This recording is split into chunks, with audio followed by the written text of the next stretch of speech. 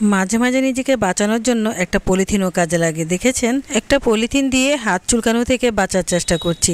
সত্যি বলতে এই কচুরছড়া কিন্তু ভীষণ হাত চুলকায়। আজকে আমার ঘরে মজার একটা তরকারি রান্না হবে, যেটা আমার আর আমার মেয়ের অনেক প্রিয়।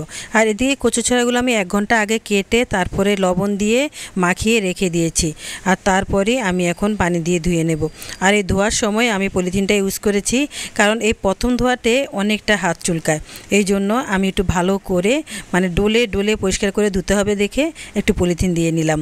আর এভাবে লবণ দিয়ে রাখলে হয় কি লোটটা বেরিয়ে যায়, পরে আর কচুরছড়ায় গলা ধরে না। এটা কিন্তু অনেক সুন্দর একটা আইডিয়া। তো যাই হোক, এভাবে যদি আপনারাও খান দেখবেন কচুরছড়ার মধ্যে কোনো কিছুই টক ব্যবহার করতে হবে না, এতে কচুরছড়াটা সুন্দরভাবে সিদ্ধ হয়ে যাবে। আসসালামু আলাইকুম, কেমন আছেন সবাই? আশা করি ভালো আছেন। আলহামদুলিল্লাহ, আমিও ভালো আছি।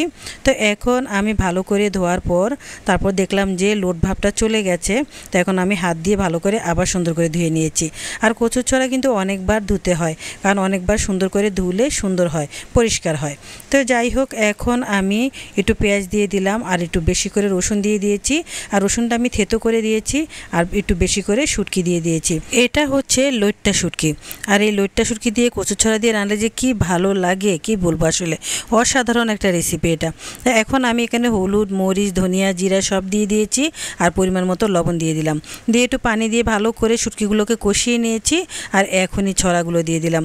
এই কচুরছড়া খেতে কত যে মজা হয় কি বলবো, আসলে অসাধারণ একটা মজা। আর কচুরছড়া কিন্তু বেছে কিনতে হয়, কারণ যেই কচুরছড়াগুলো একটু শুকনা টাইপের হয় ওগুলো কিন্তু ভালো, আর যেগুলো একদমই ভিজে হয় সেগুলো কিন্তু তেমন একটা ভালো হয় না, অনেক সময় সিদ্ধও হয় না। তো যাই হোক, আজকের এই কচুরছড়াগুলো অনেক ভালো হয়েছে। আর এই পাশে চুলায় আমি মাছ রান্না করে নিচ্ছি। এখানে ওই যে 5 মিশালি মাছ নিয়ে আসছিলাম, সেই মাছগুলো এখন ভালো করে ভেজে নিয়েছি। বাস এখন মাছগুলো রান্না করে নিচ্ছি টমেটো দিয়ে। এই টমেটো দিয়ে এই মাছগুলো ঝোল করে একটু রান্না করলে এত মজা হয়, খুব ভালো লাগে। আজকে 2টো তরকারি রান্না করছি আর দুটোটাই মনে হয় যেন ফাটাফাটি হয়েছে, এত মজা হয়েছে। বাচ্চারা তো অনেক মজা করে খেয়েছে। তো যাই হোক, এখন আমি একটু পানি দিয়ে দেব, তাহলে একটু ঝোল ঝোল থাকবে, ভাল লাগবে খেতে। তো এই মাছগুলো হচ্ছে সাগরের মাছ।